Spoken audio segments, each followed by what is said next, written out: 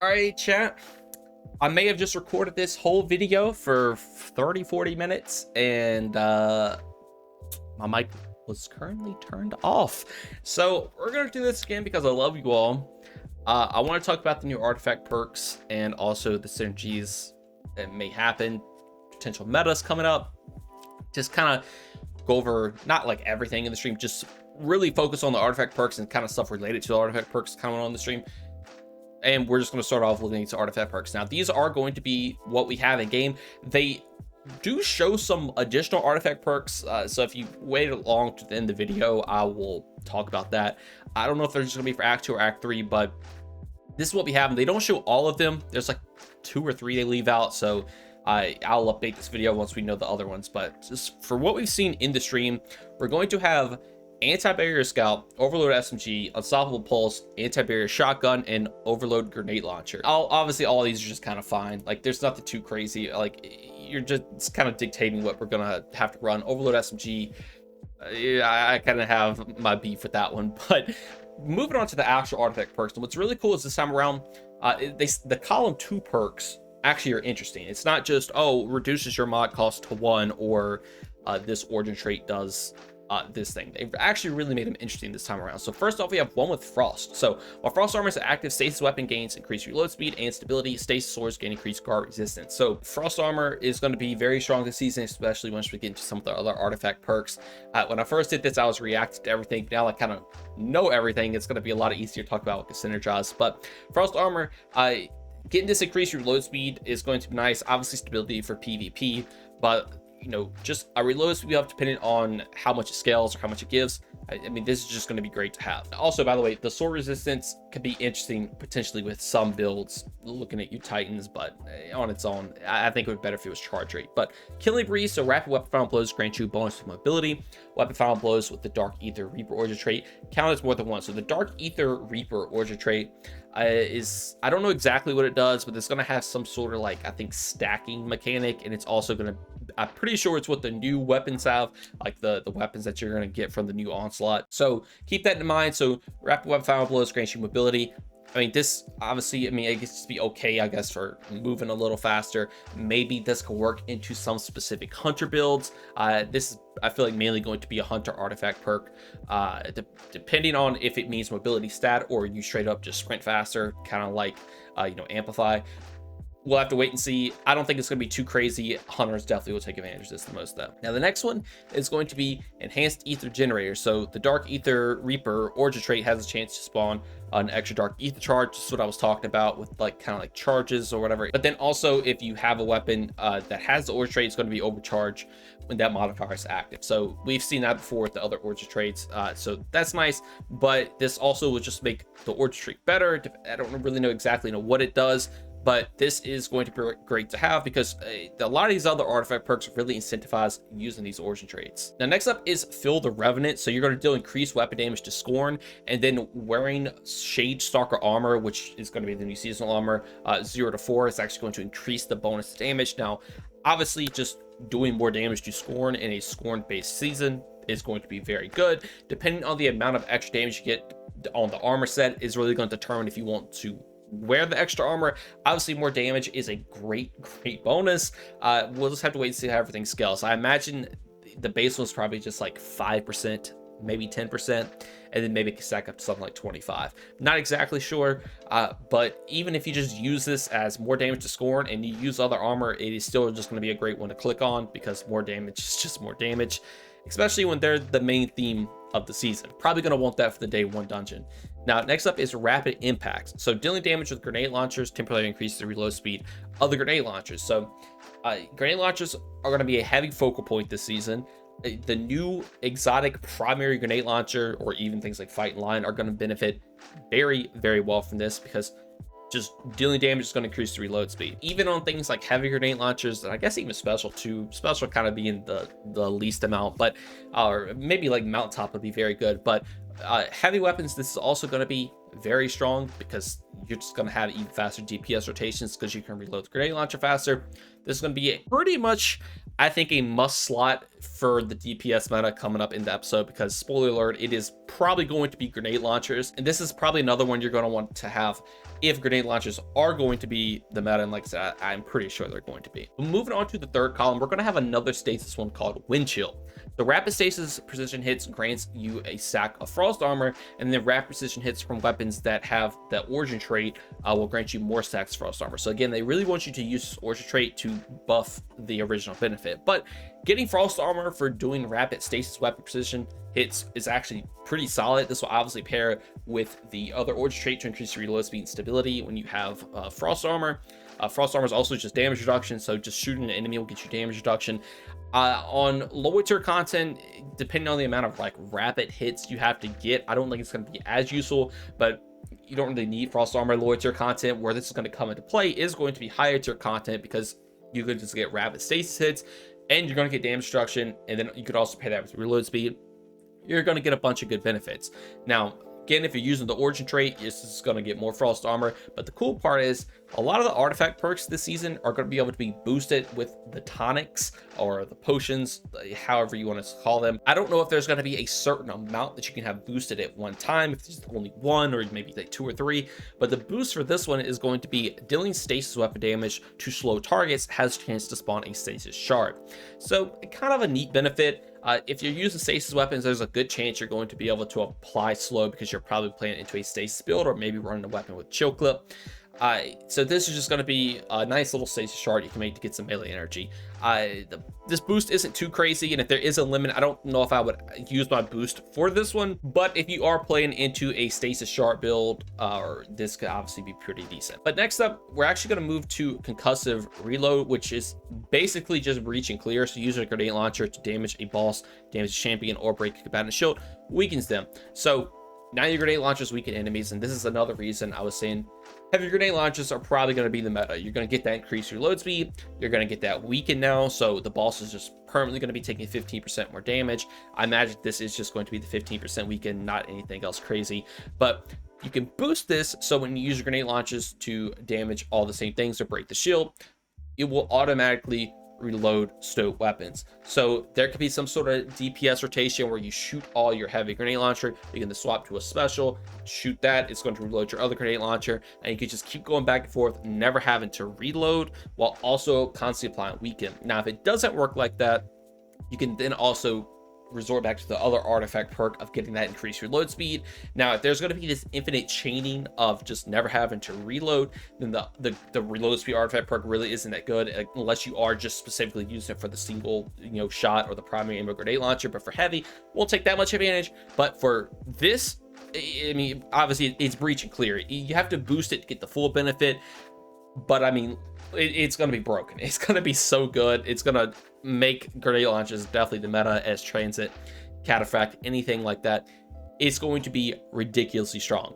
Now, I think we're going to head back over here now to the third column, and I think this is, again, this is going to be a finisher based mod that's going to be coming up, and I'm really excited because I think finishers are so underutilized in the game. I think they have a lot of like in-depth gameplay mechanics, and I'm excited to see that they're actually going to be playing into finishers this season with some of the artifact perks. So after you finish a powerful combatant, you're going to gain temporary damage resistance. Now, if you have that armor set equipped, you're going to get even more damage resistance, and you're going to replenish health. So this is going to be a great little benefit to have if you're not playing into a stasis build or anything else that we're going to get into. You can just throw this on, you're going to get some damage resistance when you just finish a powerful combatant. So depending on the amount of extra damage resistance you do get, and also the health that you get on the armor set, I don't know if it's going to be beneficial to run it. It could be. It's kind of like the Scorn one, where it's like it's just going to depend on the numbers, but obviously more damage is good, and obviously more damage resistance is good. Probably the 2 best stats in the entire game. So it might be beneficial to run this armor set. We'll just have to wait and see. I really think they're trying to get us in preparation for Frontiers, because they really want you to run specific armor sets with the set bonuses, and this seems like they're kind of trying to, like, I guess, like I said, work us into it. We'll see. I mean, on its own though, I mean, just getting the damage resistance is nice. I don't know how much it'll be just as the base, but I mean, it's just a decent one to slot in. You compare this with proximity ward to get the overshield, and you're going to be good to go. There's a lot of finisher builds you can do, and I'm excited to play into them, especially once we get later into some of the other perks. But next up is actually going to be a void one called Power from Pain.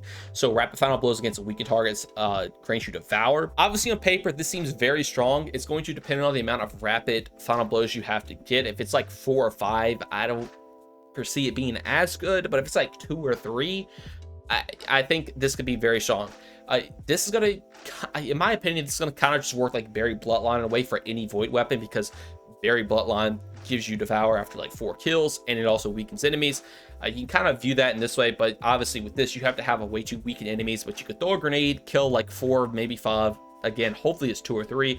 You're going to get Devour. The Devour is going to grant you grenade energy back. This will just let you have Devour on literally every class. If you have a way to weaken, you can obviously also probably run things like Tractor Cannon, and that will just grant you Devour now, which is great. But then if you could boost this, it goes to rapidly defeat and weaken combatant spawns at Void Breach. Now, this is another one of those boosts where it's like, it's okay. You're getting a Void Breach. The Void Breach grants you class ability energy. If you're playing into Void, maybe you want to do this. I don't foresee it being as strong as probably some of the other bonuses that we can get or the other boosts. But again, I mean, obviously Devour is very, very strong. Having a way to get it on anything in the game is going to be great. And even playing into a void build, maybe this will free up a way where you don't have to, you know, run a certain fragment or aspect to get Devour. So I think it could be pretty cool. It definitely has some decent build crafting potential. Now, our next one is going to be Trace Evidence. So rapid precision hits or rapid final blows on targets affected by Jolt or Blind will generate ionic traces. If you think this sounds like electrostatic bind, you would be correct, because that is pretty much exactly what it is. You do get to get rapid precision hits with this, which is nice, but obviously also just killing enemies to have all this on them. We're going to make ionic traces. I imagine this will stack with electrostatic mine. If it does, it's going to be very, very good. You're just going to have ionic traces everywhere, but this is also very good for other arc builds as well. Things like my Ascension Slam Hunter, this is going to be very, very fun on. Now, you can boost this, so picking up an ionic trace grants an armor charge. Now, this is where I think the boosts are going to come into play a lot compared to some of the other ones we've seen. They've just been kind of okay. This is kind of crazy because you can make a ton of ionic traces. You're pretty much going to have infinite armor charge. You can then use that to get more weapon damage, or honestly just anything that you want to with your armor charges, because you're just gonna have permanent ones. I'm looking at things like Fallen Sunstar with this. You just making the ionic traces move faster. You could have a heavy ionic trace build, and again, pairing that with electrostatic bond, Arc Warlock could definitely be on top this time around. Now, next up is Armor of Air Mist. So Air Mist is definitely making a comeback, but while Frost Armor is active, taking critical damage from combatants causes you to emit a freezing burst. So this sounds really cool, obviously with some of the other artifact perks playing into Frost Armor, and I just realized I think we might have skipped one. We'll go back to that after I talk about this one in a second. But this is going to be, I guess, like it's more like a survivability thing, kind of like Protective Light. So if you get weak, you're basically just going to freeze everything around you. It kind of works like the Jolt one as well. It's not like the best thing, but I imagine, I mean, it's just extra survivability. So if you do have Frost Armor, you know, you get that freeze and burst. This also will probably play heavy into some stasis builds. But you can also boost this, so increase the radius and strength of the freeze and burst. So if you are playing into this and you are getting weak a lot, obviously that's going to be a great boost to take. But typically you don't want to obviously get weak, but if you are playing into some sort of stasis melee build, I think this could be pretty good. Now I'm actually going to rewind real quick because I definitely missed one. Here it is. So Crystalline Converter. I don't know why I skipped over this one, but because this is honestly the coolest one. So gather stasis shards to gain stacks of Crystalline Converter. Your next powered stasis melee hit creates stasis crystals equal to the number of stacks you have. So they don't ever really play into, like, I guess, a stacking mechanic. This seems almost like a actual like aspect for a subclass. This is kind of new for artifact perks. So you basically just gather a bunch of stasis shards, do your melee, and you're gonna make a bunch of stasis crystals. So this could be very, very sick, especially pairing that with the other artifact perk that we just went over. So getting critically weak will also freeze things around you. I think this is going to work very well on a Titan build, because the Titan melee is also getting buffed a ton. So this could be very, very fun. I think for Hunters and Warlocks, it's not going to be as fun, but I imagine it could be decent, because you could like throw your Penumbral Blast or your little like your Shurikens and basically make a ton of stasis crystals. So this could be pretty cool. Now you can boost this, so your stasis weapon final blows after activating your class ability will spawn a stasis shard. Now for PvE, I mean, I don't think this is like the craziest thing. Obviously, it synergizes with what it wants you to do. You can use your class ability, get a stasis shard. You're going to get, you know, your crystalline converter charge. You can also play into your other things like frost armor, everything like that. But I think in PvP, this could potentially be very strong if it does work, because obviously with things like Reaper on Hunter, you know, we all know how good that is. So now you can just make a stasis shard in PvP alongside the Orb of Power. And it definitely has some serious build crash potential. This is probably the artifact perk I'm most excited about, because it is, again, it's almost like an aspect. It's like its own unique thing. It's not just something that like, oh, it's going to buff your frost armor. Like, this is like straight up a gameplay mechanic that they're adding, and it sounds like a lot of fun. But getting back on track, we have Hell the Storm here. So we've seen this one before, but shattering stasis crystals release shards of ice that damage slow targets. Then you can also boost this once the shattering frozen targets and stasis crystals deal increased damage. This is the boost is literally what the artifact perk used to do, but now you have to boost it to get the full benefit. I'm not too sure how I feel about that, but regardless of the damage, just making the extra slow is also nice. Obviously, if you're playing into a stasis build, you're always freezing things or you're shattering things. Like, you're just going to get extra slow now. The slow can also play into everything else that we went over. But if you do go with the boost, I imagine this will also stack with things like Whisper of Fissures to get to more damage. I'm pretty sure it did in the past. So, I mean, if you're just playing a super heavy shatter base build, maybe with the crystalline converter, this is going to be great to have. We all remember how good Hell of the Storm was. It was super good. But now we have debilitating waves, so finishers that emit a damaging wave that matches the element of your currently equipped super.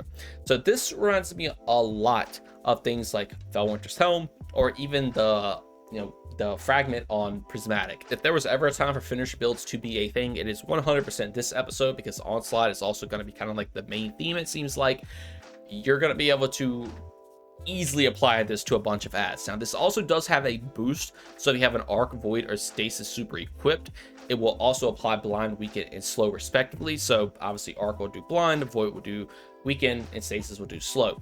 I'm already in my head obviously thinking of Felwinter's Helm, but the problem with this specifically with Felwinter's Helm is Felwinter's Helm basically already blinds, it already weakens, and you don't really need to slow them because it kind of already slows them too. So like, Felwinter's Helm, this artifact perk basically lets everyone have Felwinter's Helm if you do boost it. Now, on its own, you are getting the damage away for more damage, depending on the amount of damage this does. We'll just have to wait and see. This could be very strong. There are going to be some crazy finisher builds. Like, obviously you have things like for Falcons on Hunter, which like isn't the best, terrible example if I'm being honest, but you have, you know, Severus Enclosure, you have Felwinter's Helm, a bunch of different things we could play into. Even some of the class items has finisher based things. I think this could be a ton of fun. We'll have to wait and see how it all plays out. But you can definitely expect to see some finisher builds on the channel. Now, next up is just the Breach and Clear, which they'll skip over because we've already talked about that, or Concussive Reload now. Next up, we're going to have Retinal Burn. So rapid arc weapon precision hits consume the armor charge to blind the target. So kind of like the other one where the rapid precision hits will give you Woven Mel. Now, arc precision hits are going to blind the enemy, but it does take an armor charge. The cool thing about this is that this will pair with the other artifact perk. So when you rapidly kill blinded targets, you'll make an Ionic Trace. The Ionic Trace can give you an armor charge if you do boost it. And there's some pretty interesting synergy going on there. Now, in lower tier content, I don't think this is ever going to be applicable because you're probably going to kill most things anyway. The blind isn't like too strong, but in, you know, higher tier content, thanks to GMs, this could potentially be very good if you do have a way to constantly keep your armor charge up. So you're going to constantly blind targets with just doing damage, which seems pretty good on paper, but we'll just have to wait and see. But you can boost this, so blinding a target this way will instead emit a blinding burst.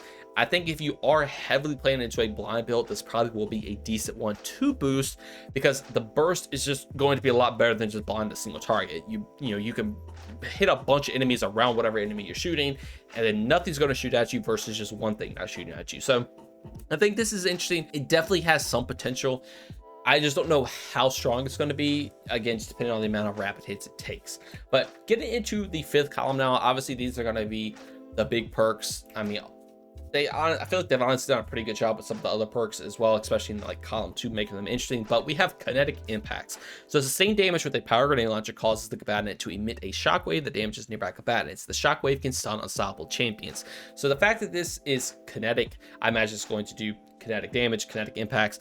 So this is straight up just more damage. Like, literally your power grenade launchers not only are going to be able to apply weaken, You can also get increased reload speed with them, or if you boost the breach and clear thing, or I've already forgotten the name of they're calling it the season, the concussive reload or whatever. This just means now you're going to be able to basically never have to reload your grenade launcher, especially if you run stuff like an envious edge transit. You're going to just be able to shoot the whole thing, reload it with breach and clear, and even if you don't, you get the increased reload speed from the other artifact perk. Like, again, constantly applying weaken, and now you get extra damage. Like, it's grenade launchers are for sure going to be the meta, and this is 100% one you're going to want to have for the day one dungeon. Now, that one's pretty simple. I mean, it's literally just more damage, and it can stun unstoppable champions. But next up is Serve Cold. So picking up a stasis shard grants you class ability energy. Picking up a void breach grants you melee energy. I like what they did with this one. They basically just took the benefits and swapped them, but you also will still get the additional benefits. Stasis shards normally grant you melee, but it will also grant you class ability now, and the void breaches normally grant you class ability, but will also grant you melee now. There's not too many void melee builds in my opinion, other than maybe something like on Titan with shield bash, or even the shield throw with the the exotic arms. But for hunter and warlock, I mean, the smoke bomb's good. The warlock melee really isn't that good, so I don't think it's gonna be anything crazy with that. But then the stasis shard grant to you class ability energy could be decent, because there are a lot of good class ability based things for stasis. So now the shards are going to be making not only grant you woven mail melee energy, you're not getting extra class ability. You have Hoarfrost Z, you have Frost Pulse, you even have the Hunter Slow that could be pretty decent. Even if you are just pairing this with Prismatic, obviously you can make both of these with that, so you're just getting extra melee and class ability. So I think it could be pretty good. But then we have Conductive Cosmic Crystal. So your arc abilities, void abilities, and weapons with the origin trait do bonus damage to targets that are affected by a stasis debuff. So this is going to be great. Obviously, arc abilities, Gathering Storm, Thunder Crash, I guess Chaos Reach, not really, but void abilities, Nova Bomb, even the new Titan Super. They're going to do more damage, and all you have to do is just have a stasis debuff on an enemy. You can use Choke Clip. There are a ton of different ways you could do this. Even if you just have one teammate dedicated to throwing a Dustfield Grenade while letting your other teammates do a lot of damage, it's going to be extremely easy to proc this. And then also the Origin trait, the new weapons with the Origin trait is going to be also getting this damage decrease, which is crazy, because this is going to heavily incentivize running the new weapons, especially pairing that with some of the other artifact perks that we already went over. They really want you to play into these weapons. Now, there's specifically a new grenade launcher coming that is going to be an arc grenade launcher with this origin trait. Obviously, that is going to be extremely good paired with all the other grenade launcher perks. That's probably going to be the go-to thing everyone's going to be farming for the moment the episode comes out, to have it for the day one dungeon.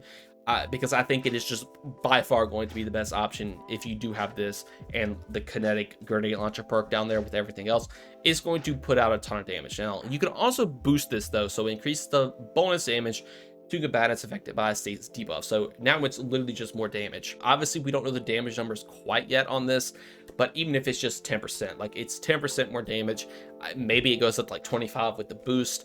Pairing that again with the more damage to Scorn, these artifact perks are going to be crazy good for this specific episode. Now, unfortunately, they don't show the next two, but as I was saying earlier in the video, if we go back to where they showed the tonics off, they do show a couple more artifact perks here. Basically, they show the boosts that you can get. They don't show the actual artifact perks, but the ones that they're kind of scrolling over now, we've already seen all those, but these last two, we have four new artifact perks that I assume are going to be coming with Act 2 or Act 3. But we have the thick of it, so this is the boost. This isn't the base artifact perk, but you can obviously kind of look at the boost, kind of tell what the artifact perk is going to do. So while you are surrounded, your weapons have increased handling, swords gain increased charge rate. So obviously this is going to be some surrounded ordeal artifact perk. Maybe you get damage resistance when you're surrounded, and then also you get these other little benefits for your weapons. But then you also have Curative Orb, so it's again another boost. So picking up an Orb of Power or an element to pick up grants you a small amount of health. Obviously, this is going to be based on some sort of orb artifact perk. I imagine it will just be picking up an orb will do something. Maybe I know literally it could be anything, but this will also just now grant you additional health. And it also works with elemental pickups, so that's pretty good. I mean, I think that's actually going to be a pretty solid boost. Obviously, just being able to live longer. But then you go to the next one. they'll scroll up here in a second. We have Void Renewal. So when you pick up on Void Breach or reload shotguns and grenade launchers, we do have Void Breach based artifact perks. So obviously this will pair pretty well with those. And just being able to constantly reload shotguns, grenade launchers, I think that's going to be pretty strong. And then Old God's Right. So create more seeking projectiles on Final Blow. I'm gonna be honest, I don't really know what this is unless it's something based on origin trait, maybe the dungeon origin trait, or even maybe the origin trait with the other weapon. Not exactly sure, but it is clearly something that we're going to be getting maybe in Act 2 or Act 3. But for the ones that we do know, I think these are going to be absolutely broken. Stasis is going to be the main focus. There is some splashes of Arc and Void, but like, let's be honest here, Stasis is the way to go. The new grenade launcher is going to be good. Grenade launchers are going to be probably the meta DPS option. For just neutral play, Stasis also seems to be the best, but I am definitely excited to start build crafting with all of this for you all and come up with some crazy combinations. Now, this is what I was talking about. I don't know if it'll swap to it in this gameplay right here, but as you see, there is going to be a grenade launcher with Arc, and I imagine it will have that origin trait. So if you made it this far in the video, definitely be sure to go farm this if you are going to be doing the new dungeon, because I think it is going to be very, very solid. They just swapped to it. It looks like Swarm of the Raven, and it can also, they mentioned a new perk where it can like reload if you do damage with other weapons. I think it can get that. So it's going to be disgusting. Anyway, that's going to do it all for me. Let me know what y'all think about the solid video. I know it's a lot less edited. It's a lot easier for me to put videos out like this, just giving my thoughts, opinions, you know, talking about potential synergies. I just honestly had a lot of fun making that, regardless of me recording for 40 minutes before and straight up realizing I didn't have the mic on. But I'm excited for these artifact perks. They talked a lot about potential builds and build crafting in the future, so it seems like this channel is definitely going to be staying around. I am excited, and I'm going to cover literally everything I can, covering all the crazy synergies, maybe even updating older builds and whatever other Destiny content or anything else on this channel. So definitely be sure to stick around. I hope you all enjoy. I hope you all enjoy watching this video. I want to thank you all so much for watching, and hope you all have a great day. Peace.